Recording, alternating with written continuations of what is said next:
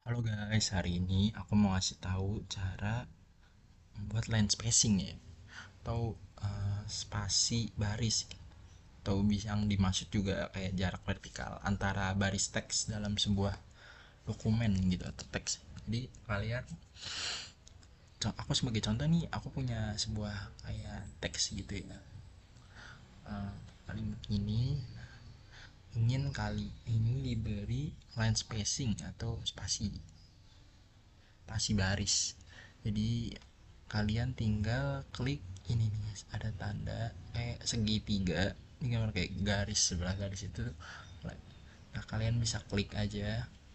Nah, setelah kalian klik, kalian bisa pilih sesuai ukuran yang kalian inginkan. Ada kayak 1,0, ada 1,15, ada 1,5, 2,0 dan seterusnya. Nah, aku sebagai contoh mungkin aku akan pakai 2,0 ini.